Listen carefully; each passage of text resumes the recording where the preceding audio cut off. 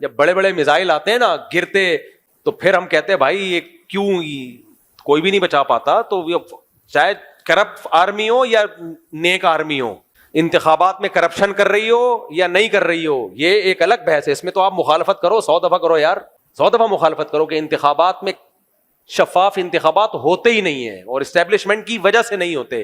آتا وہی ہے جس کو فوج لے کر آتی ہے. تو سب عمران خان کو بھی فوج لائی تھی, پھر ابھی جو حکومت آئی ہے اس کو بھی فوج لائی ہے, سب کام یہ. اس میں نہیں گھسنا چاہیے, فوج کو سیاست میں نہیں آنا چاہیے. ایک فوجی مجھے کہنے لگے ہمارے یہاں فوجیوں کو سیاست میں آنے کی اجازت نہیں, آرمی کے جو لوگ ہیں نا کوئی سیاسی بیان نہیں دے سکتے. مجھے اتنی ہنسی آئی,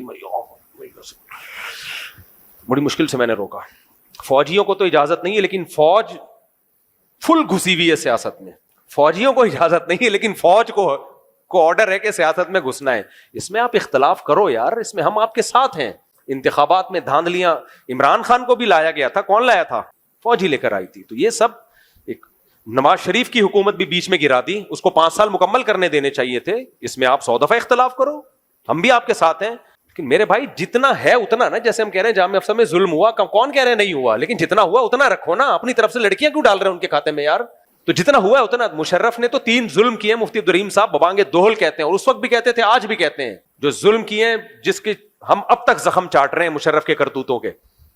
لیکن جتنا ہے اتنا بیان کیا جائے. تو اسی طرح فوج میں جو ہے غلطی وہ بیان کرو, لیکن میرے بھائی جہاں ملک کی دفاع کی بات آئے گی فوجیوں پہ اٹیک نہیں ہونے دیا جائے گا.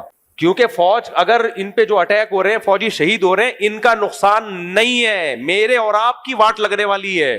مفتی عبدالرحیم صاحب گھول گھول کے پلا رہے ہیں یہ بات کہ یار یہ اتار لو دماغوں میں, پروپیگنڈے کا شکار مت ہو. کچھ غلطیاں فوج کی ہیں لیکن کچھ نہیں بھی ہیں, تو بھی ان کے کھاتے میں ڈالی جا رہی ہیں, جس کی وجہ سے نفرت پھیل رہی ہے. لوگ پھر ملک دشمنوں کا ساتھ دے کے کہہ رہے ہیں ہاں مارو ان کو. ایسے بھی ہیں فوجیوں کی لاشوں پہ بھنگرے ڈال رہے ہیں. میرے بھائی کل تمہاری لاشوں پہ اس سے بڑے بھنگرے ہونے والے ہیں اگر یہ فوج کمزور پڑ گئی. تو اس میں 2 اور 2 4 کی طرح ہمارا موقف کلیئر ہے کہ ہم کسی جرنیل سے اختلاف کر سکتے ہیں, لیکن ایز اے ادارہ آرمی پہ اٹیک اور آرمی کو کمزور کرنے کی کوشش یا ملک کے دفاع کی جب بات آئے گی تو اس میں آرمی کا ساتھ نہ دینا, یہ بدترین ظلم ہے, یہ زیادتی ہے, یہ مجرمانہ غفلت ہے. مفتی عبدالرحیم صاحب چونکہ اس حقیقت کو جانتے ہیں, اس لیے کھل کے وہ فوج کا ساتھ دے رہے ہیں, کھل کے, اور 1 روپے نہیں لے رہے فوج سے, وہ کھل کے ساتھ دے رہے ہیں فوج کا, وہ کیونکہ ان کو حقائق معلوم ہے کہ بہت بڑی تباہی ہمارے سر پہ کھڑی ہوئی ہے.